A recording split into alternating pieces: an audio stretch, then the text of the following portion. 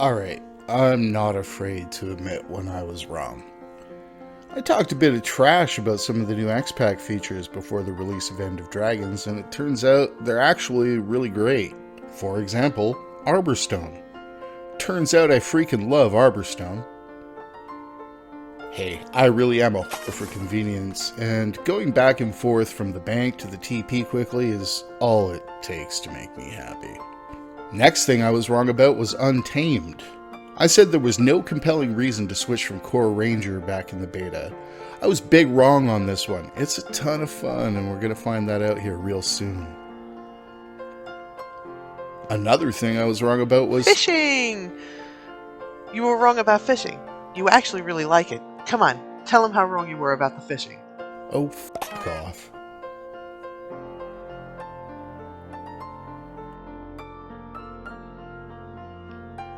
Admit it. You love this. Yeah, no, we can't be friends anymore.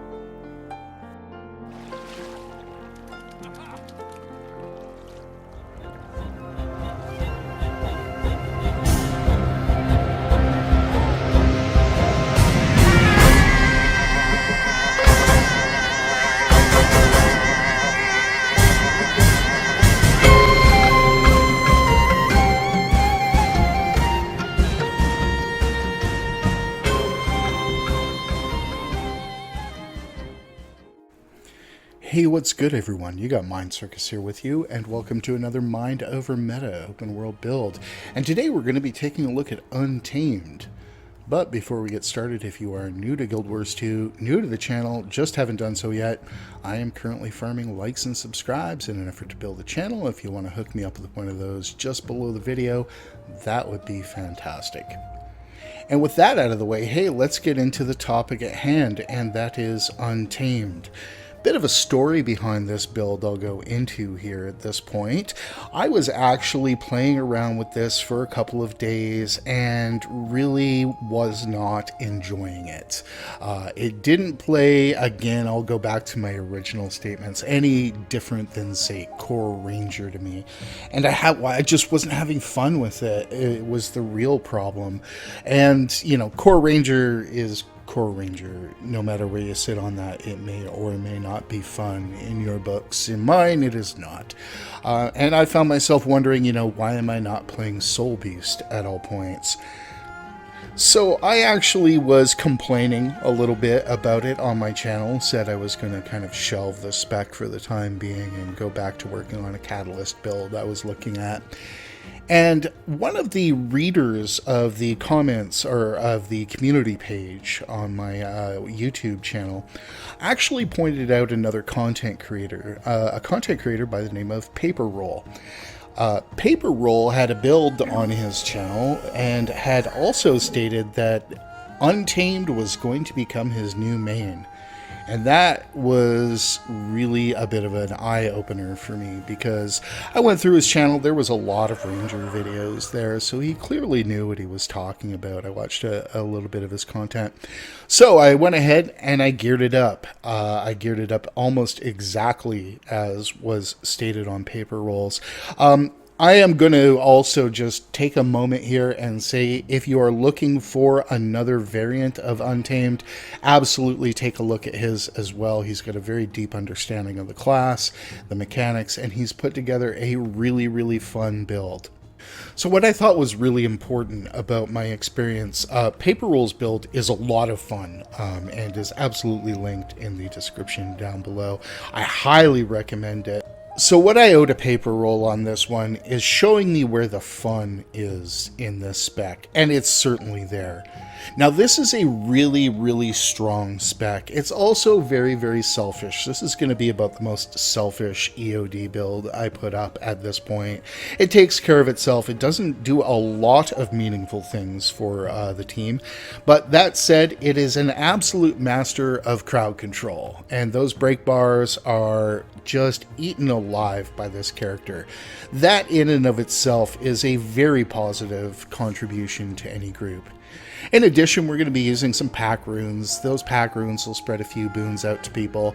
And we're going to be running Celestial gear, which will obviously naturally increase our boon duration and the boons that we are spreading out. As for where this build sits and how I feel about it, I'm going to put this on record as saying I have not had this much fun on a Ranger spec since the early days of Boom Beast. This is a really spectacular, fun, open world build. It takes care of itself. It's got a bit of a learning curve to it, but we'll get into it, we'll demystify it, and we'll get rolling with Untamed. Let's take a look at building gear. We will first take a look at the gear. I will pop that up, and you may have seen me run the stat set before. I am running Celestial gear. There are a lot of reasons I am running Celestial gear. I won't get into them too much. I will say that running Marauders was a real step down on this build in terms of not having the boon duration and not upkeeping a couple of the conditions that this build is putting out. I did run it in Diviners. I ran it in Commanders. I got the absolute best results off this specific build running it in Celestial. So I'm just going to say run it in Celestial.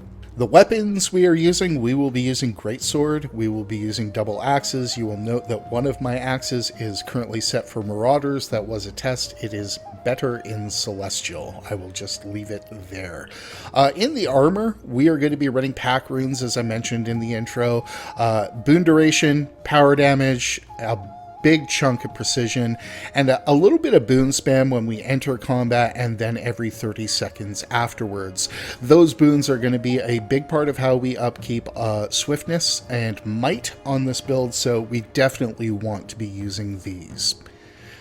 Taking a look at in the weapons, we have a Sigil of Force and a Sigil of Strength, and again, we are running a Sigil of Strength and a Sigil of Force. We are reinventing exactly no wheels here.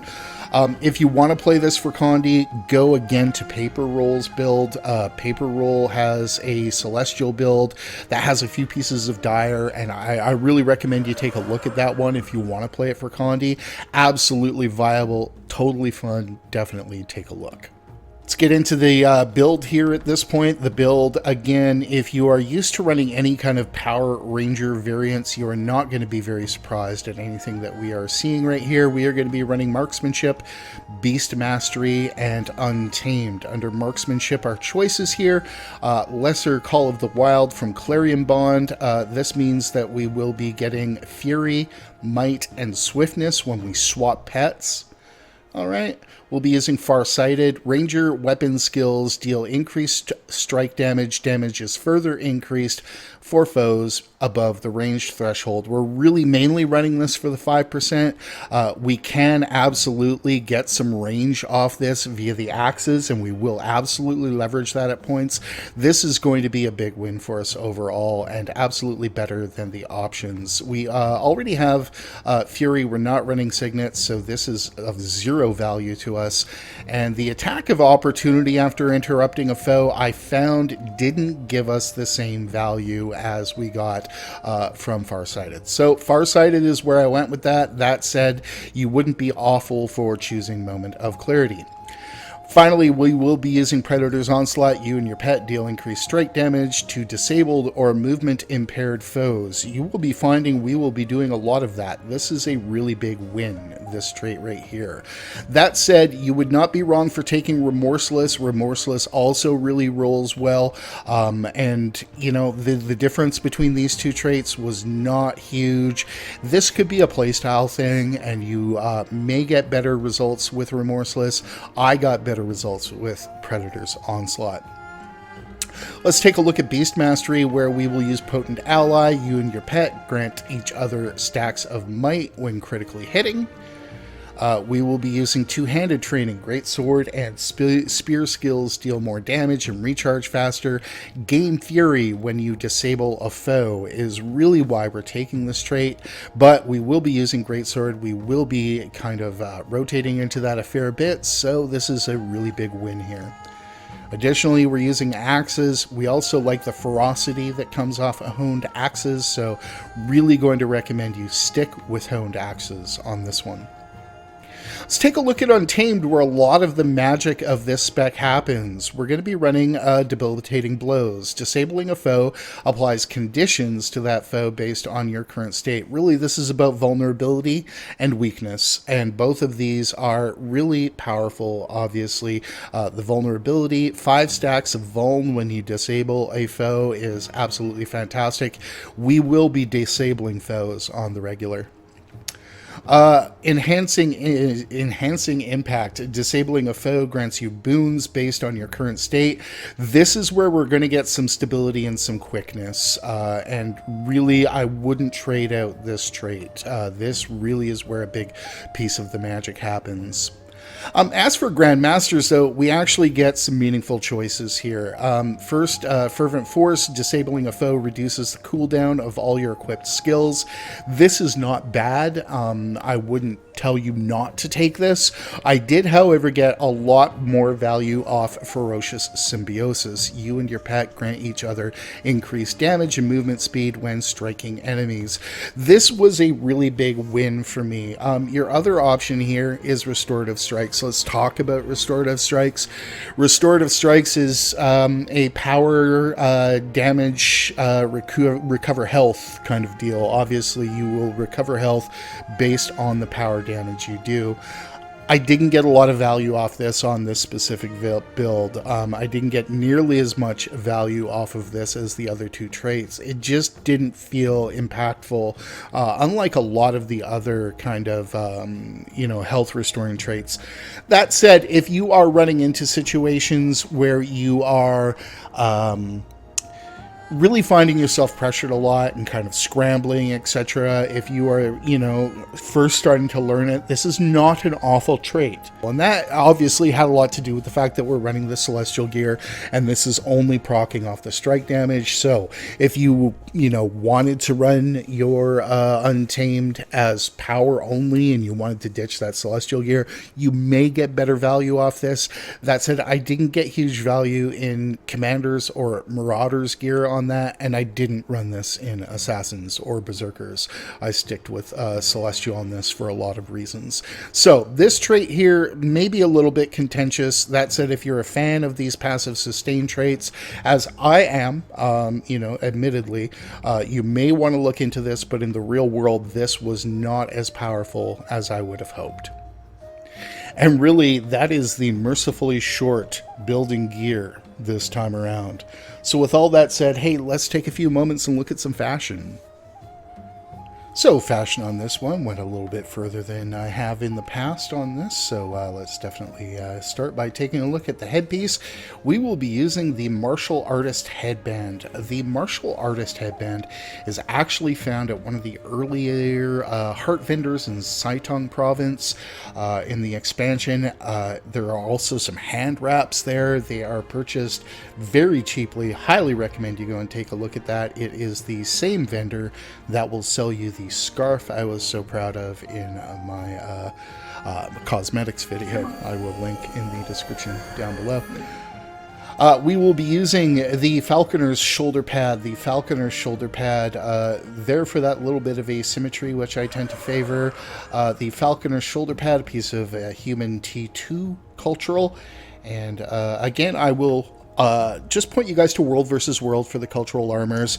Doing a little bit of World versus World will actually cut the price on those cultural armors in half, and if you're a completionist, that is obviously big value. And even if you are just looking for a piece here or there, you probably know those cultural armors can be pretty expensive. We will be using the Elegy chest guard. The Elegy chest guard found in Jahai Bluffs as part of the Requiem armor progression. You start with Elegy, then you move to Requiem. I quite like this armor set. Let's go ahead now to our gloves. We will be using the Buccaneers gloves. Buccaneer gloves, obviously just some pretty simple gloves from Core.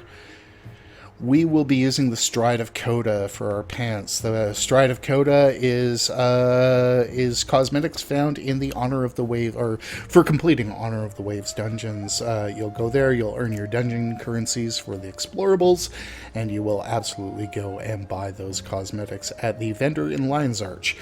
Very, very nice armors in the Honor of the Waves. That said, some of those pieces are singularly strange to dye.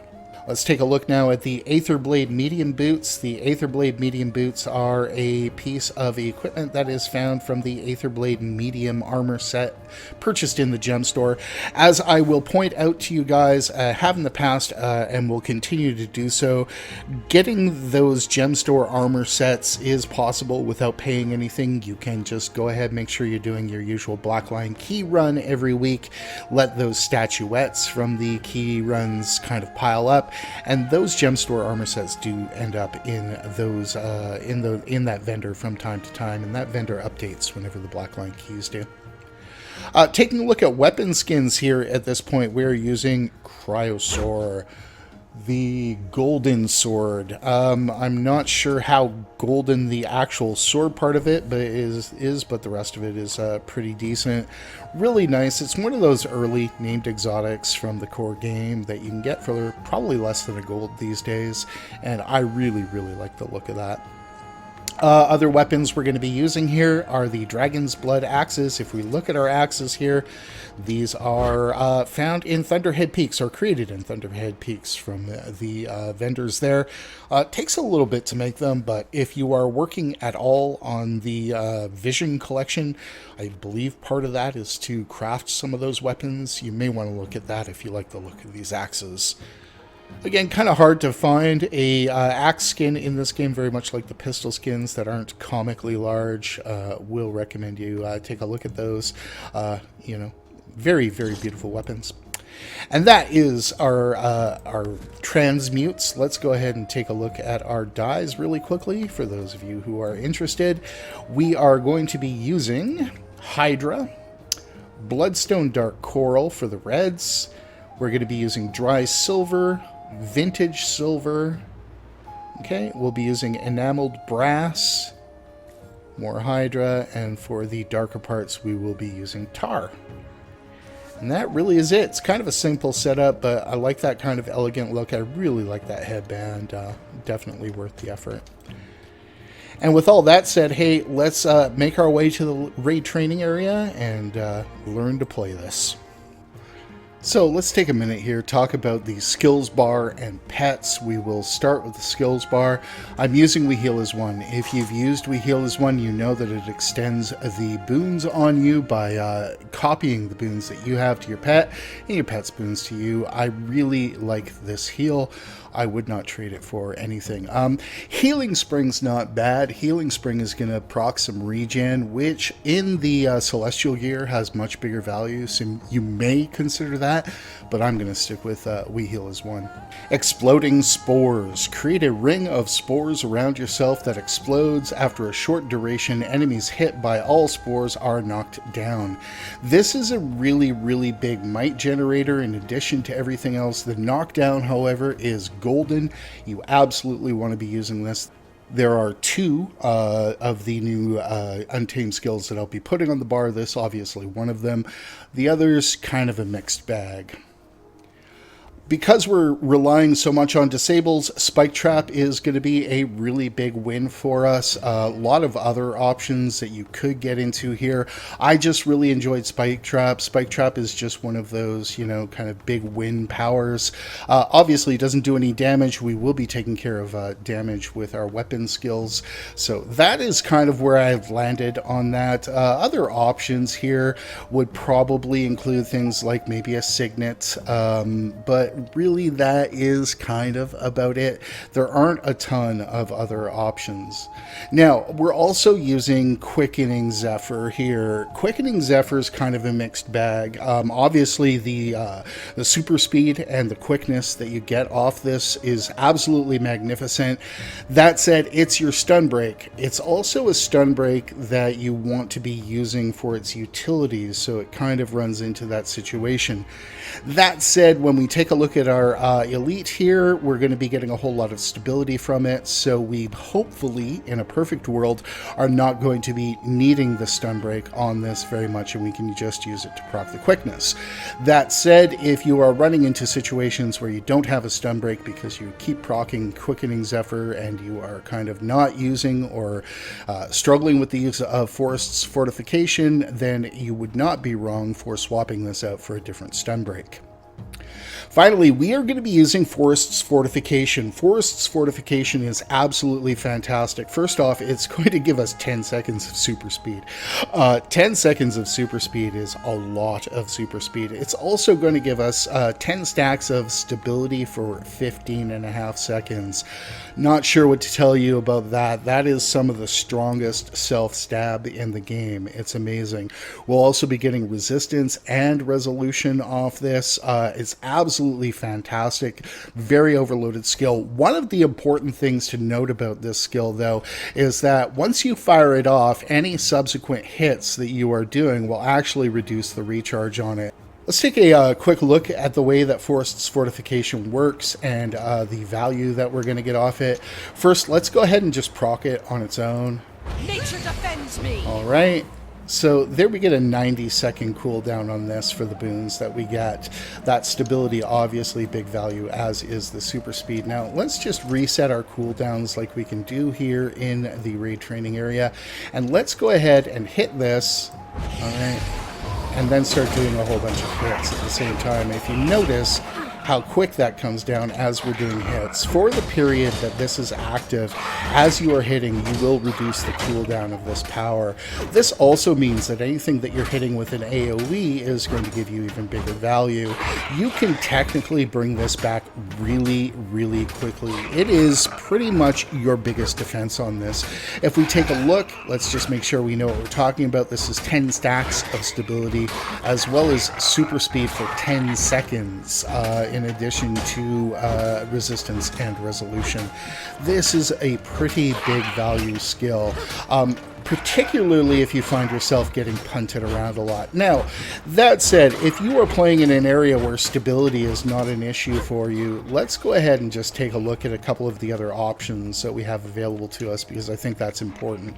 We'll remove the golem here at this point. And let's take a look. Now, strength of the pack is going to be a huge might generator, also give us some fury and some swiftness and a whole bunch of stability. That said, you know, the stability generation off the elite from Untamed is better, so I would absolutely kind of avoid this. We're proccing a ton of fury on our own, so we really just don't need this.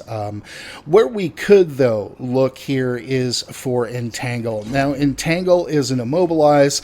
Absolutely fantastic skill in terms of keeping mobs together, in terms of doing a little bit of damage, in terms of the bleeding. It's a really, really powerful skill. So I'm going to leave it up to you guys. I think the choice here, the real play, though, is to go with Forest's Fortification, and if you can't or don't want to, then I would probably choose Entangle, foregoing Strength of the Pack, which I think its actual benefit to you is actually better served by using Forest's Fortification. Now, Forest's Fortification, probably one of the more interesting skills when it comes to this whole set. I will highly recommend you kind of make good use of it. Let's talk about pets here for a moment. You will note I am using the Juvenile Electric Wyvern. I have picked the two pets that I believe do the best CC in the game, this being the Electric Wyvern, and you can go ahead here and swap this out, and you can see that I am using the Rock Gazelle here. Now, you know, there are other options. I don't want to squirrel off into a rabbit hole on them. These are your best two CC options. These are the options I will recommend. That said, if you're looking for a defensive option, you know, the turtle is really good for a defensive option with that dome. If you're looking for a straight up DPS increase, you're probably going back to your old pal, the smoke scale at that point. But where I landed on this was with these two pets. I probably can't see a really good reason to change them, because again, we want to be proccing those CCs constantly to really get value out of this elite spec. Okay, let's get into basic gameplay on this one. It is a little more complicated than you may be used to. We're going to touch really quick on the class mechanic. The class mechanic is the unleash mechanic. There's also a mechanic involving ambush attacks. We're actually going to leave that out of our conversation, and I'll leave it on you guys to go ahead and bring up your own information about the ambushes.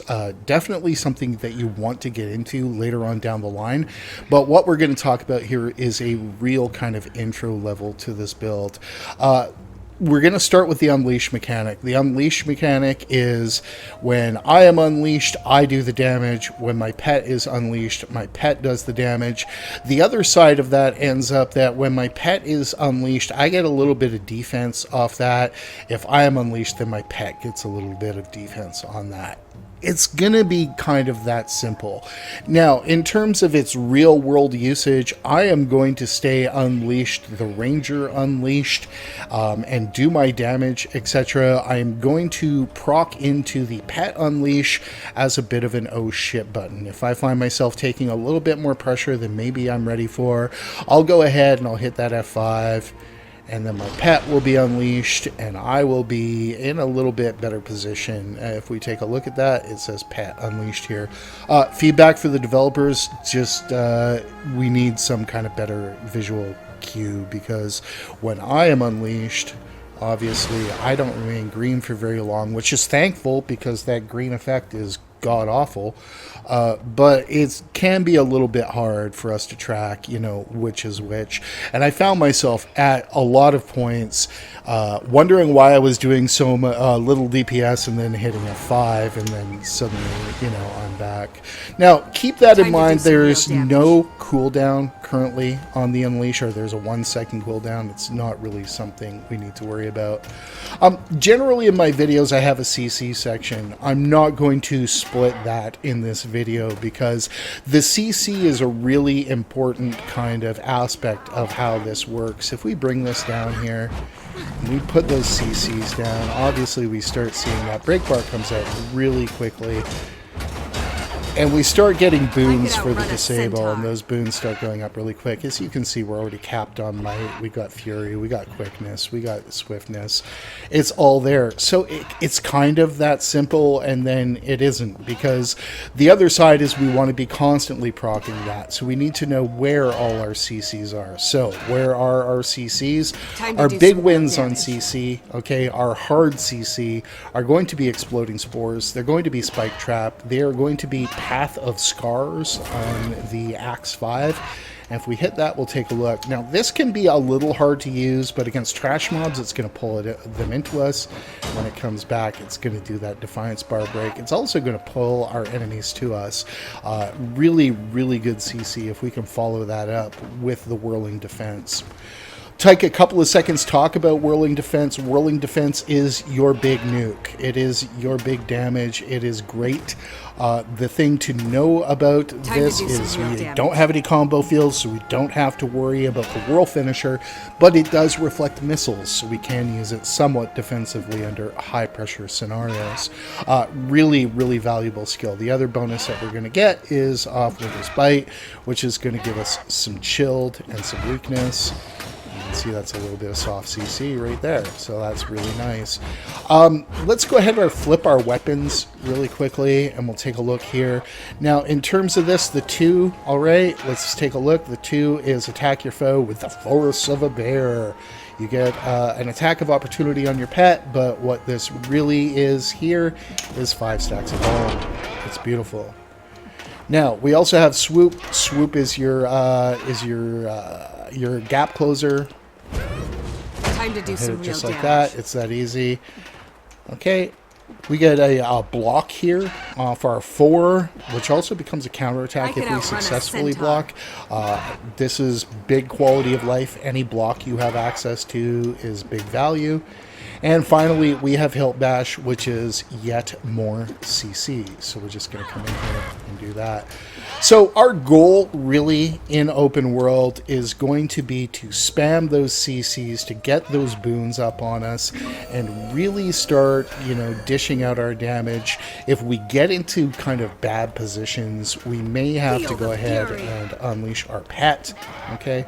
But again, this is not preferred because the damage decrease is real at that point. So we'll keep our pet, our ranger unleashed instead of our pet unleashed. Keep doing our damage, do our CC that point, and just use a regular heal. Now, this is a build that doesn't have as much sustain as you may be used to from the builds on my channel. Usually I try to bake in at least a second heal or a second kind of off heal. If that is the case, swap your Fernhound in here, and it does a little bit of a, I believe, area regen. Let's just go and make sure I'm not talking up my butt here on this one. So let's go get our Fernhound. I guess we'll have to get rid of our Golem. Let's remove our current Golem, and now let's go ahead and find our Fernhound. Put that in. If we take a look at the skills available to us, we've got a area regen skill here. And again, regen, one of those boons in the game that becomes a lot more impactful as soon as we're trading into healing. And we do have some healing factor when using the Celestial gear. So that is an option to keep in mind if you are really struggling for sustain. And I'll go back to what I said in the build section, that you are obviously free to take the Grandmaster trait that will refill your heal, refill your health a little bit on your strike damage. So that really is kind of it. Now, how that all comes together, though, starts to become a little trickier as we get into the real world and we start dealing with actual combat situations.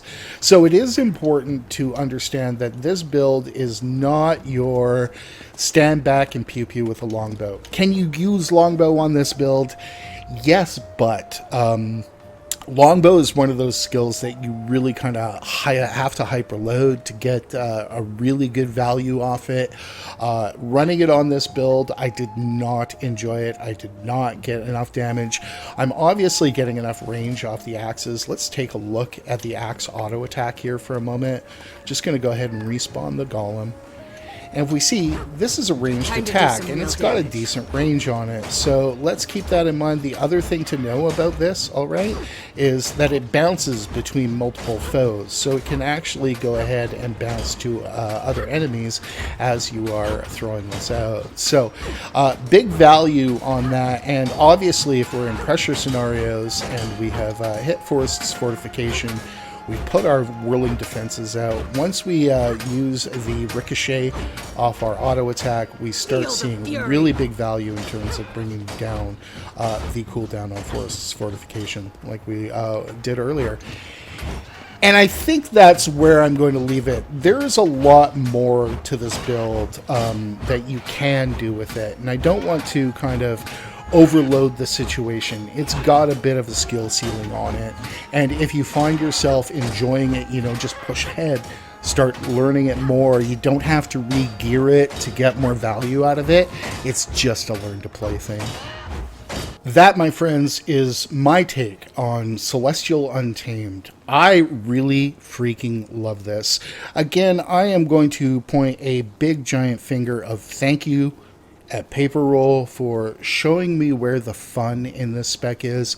I'm again going to remind you guys that the links are down in the description for Paper Roll's channel and the specific build that he has put up. Highly recommend you take a look at that if you want another option, particularly if you want to run this for Condi, which is absolutely viable if you want to pull out your short bow. And that's it, guys. Comments, questions, concerns, ideas, ways to make it better, put it down in the description down below. I'd love to hear it. And until then, hey, I'm going to thank you all very, very much for watching. Seriously, it just makes me happy how this channel has blown up recently. It's been a real pleasure to work on this for you guys. I am going to remind you to have fun in game and min-max your real life. I'm glad we took this moment. We'll see you next time.